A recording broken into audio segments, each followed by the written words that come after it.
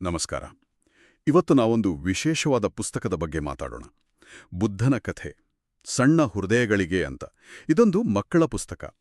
ಆದರೆ ಇದ್ರೊಳಗಿನ ಕಥೆ, ರಾಜ್ಕುಮಾರ ಸಿದ್ಧಾರ್ಥ ಹೇಗೆ ಬುದ್ಧನಾದ ಅನ್ನೋದು, ಅದು ತುಂಬಾ ಆಳವಾದದ್ದಲ್ವಾ? ಹೌದು, ಖಂಡಿತ. ನೋಡೋಕೆ ಸರಳ ಕಥೆ, ಆದ್ರೆ ಅದರ ಹಿಂದಿನ ವಿಚಾರಗಳು ಅವು ಎಲ್ಲರಿಗೂ ಎಲ್ಲಾ ಕಾಲಕ್ಕೂ ಅನ್ವಯಿಸ್ತವೆ. ನಮ್ಮ ಇವತ್ತಿನ ಚರ್ಚೆಯ ಉದ್ದೇಶ ಕೂಡ ಅದೇ.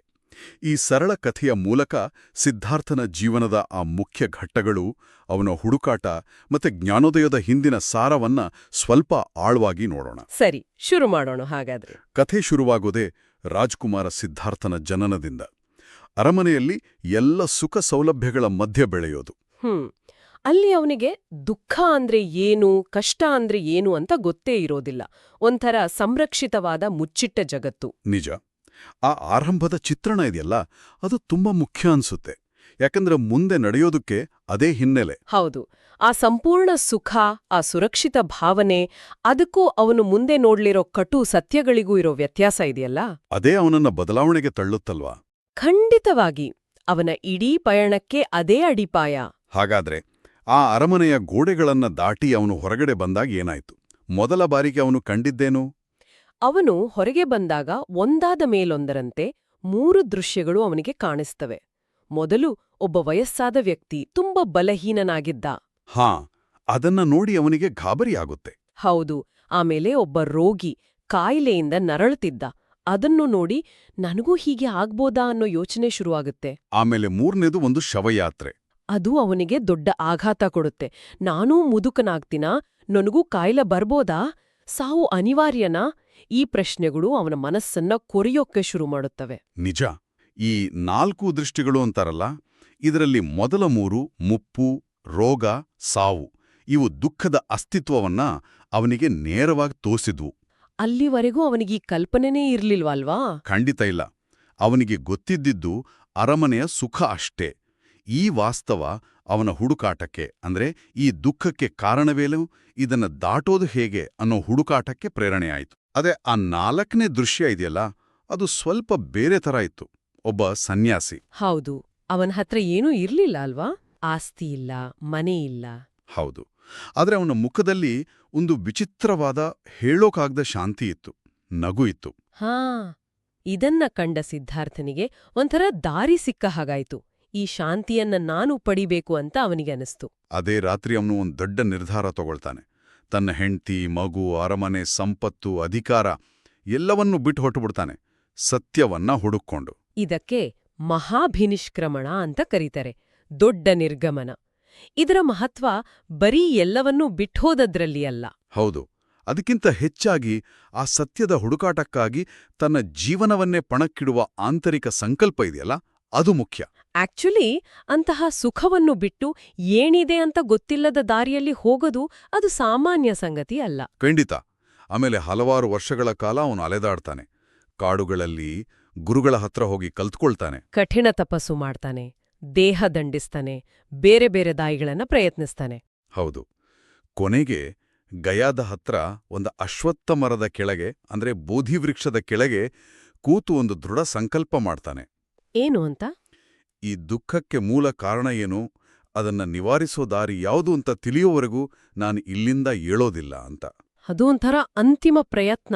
ಆ ರಾತ್ರಿ ಅವನ ಮನಸ್ಸಿನಲ್ಲೇ ಒಂದು ದೊಡ್ಡ ಯುದ್ಧ ನಡೆಯುತ್ತೆ ಅಂತ ಹೇಳ್ತಾರೆ. ಭಯ, ಆಸೆಗಳು, ಸಂದೇಹಗಳು ಇವೆಲ್ಲ ಅವನನ್ನ ವಿಚಲಿತಗೊಳಿಸೋಕೆ ನೋಡ್ತವೆ.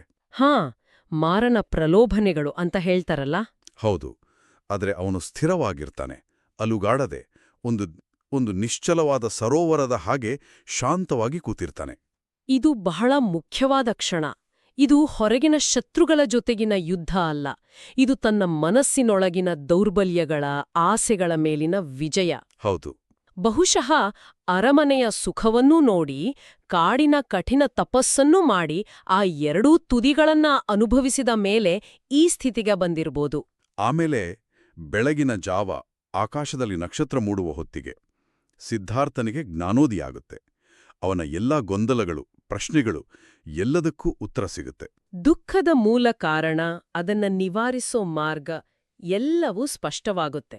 ಅಂದಿನಿಂದ ಅವನು ಬುದ್ಧ ಅಂದ್ರೆ ಜಾಗೃತನಾದವನು, ಅರಿತವನು, ಅಂತ ಆಗ್ತಾನೆ. ಅಲ್ಲಿಂದ ಮುಂದೆ ಅವನು ತಾನು ಕಂಡುಕೊಂಡ ಸತ್ಯವನ್ನ ಜನರಿಗೆ ತಿಳಿಸೋಕೆ ಶುರು ಮಾಡ್ತಾನೆ. ಹೌದು, ಅವನು ಸುಮ್ಮನೆ ಕೂರ್ಲಿಲ್ಲ. ಹಳ್ಳಿಯಿಂದ ಹಳ್ಳಿಗೆ, ನಗರದಿಂದ ನಗರಕ್ಕೆ ನಡ್ಕೊಂಡು ಹೋಗಿ ಸಿಕ್ಕಿದ ಎಲ್ಲರಿಗೂ, ರಾಜರಿರ್ಲಿ, ರೈತರಿರ್ಲಿ, ಮಕ್ಕಳಿರ್ಲಿ, ಎಲ್ಲರಿಗೂ ದಯೆ, ಶಾಂತಿ, ಕರುಣೆ ಮತ್ತು ದುಃಖದಿಂದ ಹೇಗ್ ಹೊರಗ್ಬರೋದು ಅಂತ ಸರಳವಾಗಿ ಹೇಳ್ಕೊಡ್ತಾನೆ. ಅವನ ಬೋಧನೆಗಳ ವಿಶೇಷತೆ ಏನು ಅಂದ್ರೆ ಅದರ ಸರಳತೆ ಮತ್ತು ಅದು ಎಲ್ಲರಿಗೂ ಅನ್ವಯ ಆಗೋದು ಅಲ್ವಾ? ಯಾವುದೇ ವರ್ಗಕ್ಕೆ, ಕಾಲಕ್ಕೆ ಸೀಮಿತ ಅಲ್ಲ ಅದು. ಆಸೆಗಳನ್ನ ನಿಯಂತ್ರಿಸೋದು, ಅಹಿಂಸೆ, ಸತ್ಯ, ಕರುಣೆ ಇವೆಲ್ಲ ಮೂಲಭೂತ ಮೌಲ್ಯಗಳು. ಅದಕ್ಕೆ ಇವತ್ತಿಗೂ ಅವು ಅಷ್ಟು ಪ್ರಸ್ತುತವಾಗಿವೆ. ಖಂಡಿತ.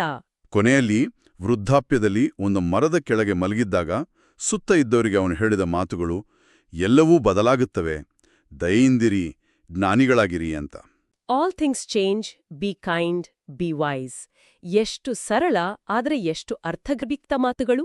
ಹೌದು, ಅವನ ಇಡೀ ಜೀವನದ ಬೋಧನೆಯ ಸಾರಾಂಶವೇ ಆ 3 ವಾಕ್ಯಗಳಲ್ಲಿದೆ ಅನ್ಸುತ್ತೆ. ನಿಜ.